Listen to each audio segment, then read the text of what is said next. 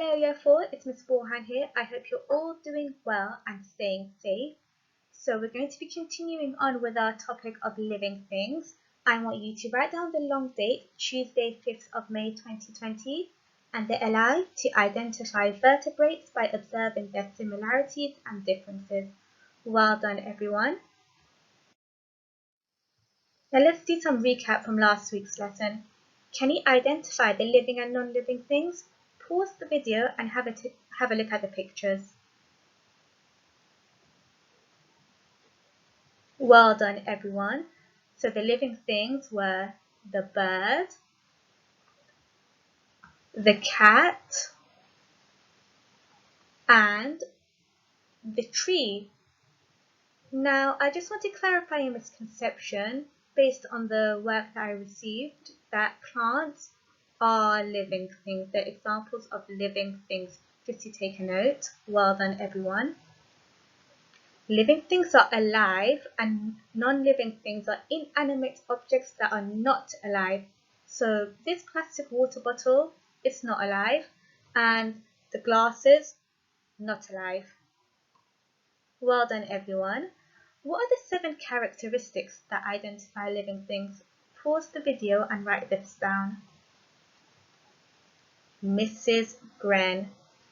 Movement, respiration, sensitivity, growth, reproduction, excretion, and nutrition. Well done if you got that correct.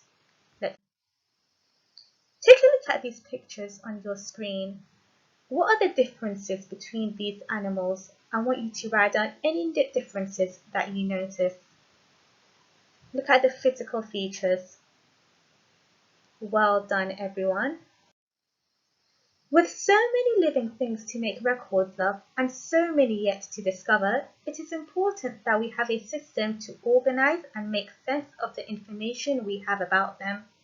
We organize living things into groups based on their similarities and differences so that we can learn more about what makes each species unique.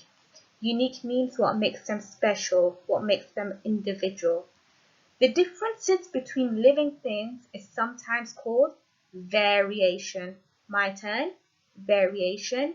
Your turn, variation. Well done.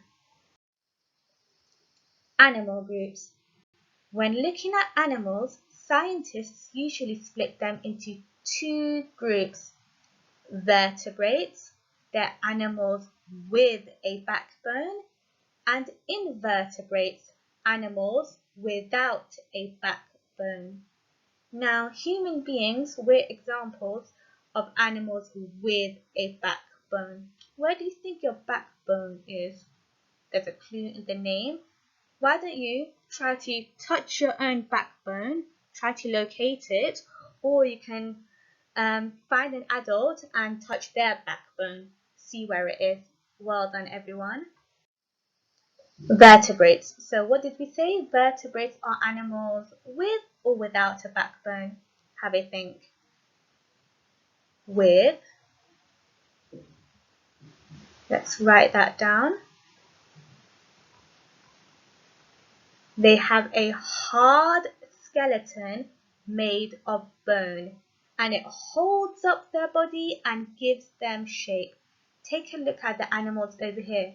The snake, the fish, and the horse, and take a look at their hard skeleton. Well done everyone. So if vertebrates were animals with a backbone, invertebrates, fill out the missing gap, don't have a backbone. Let's write that down.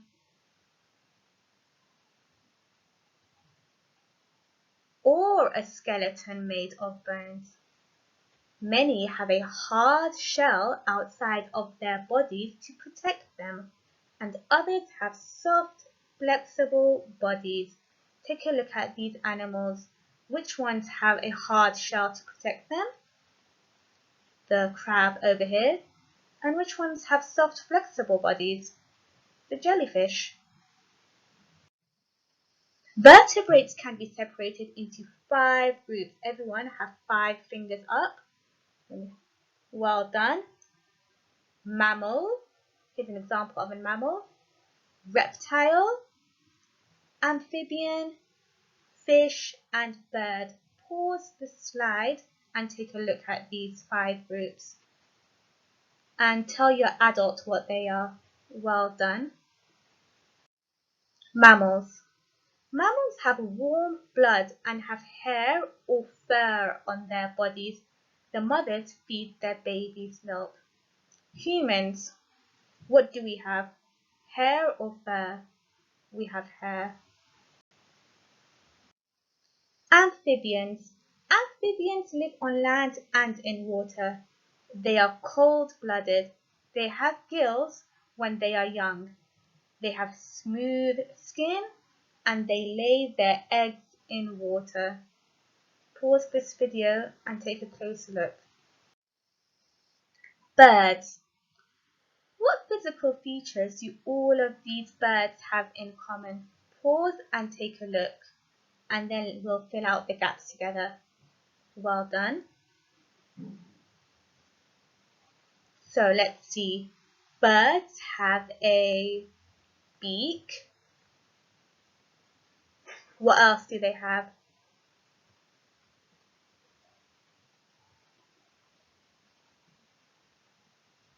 They have feathers.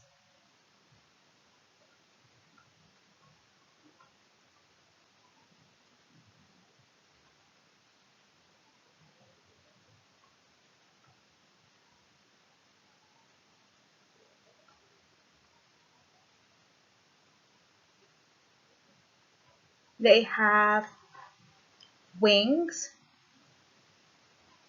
So they fly using their wing, or some of them don't fly, as we know.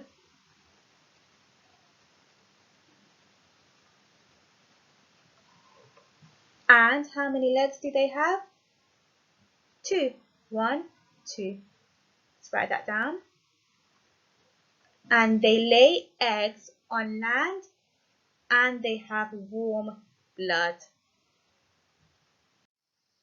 Reptiles. Some reptiles live on land and some in water.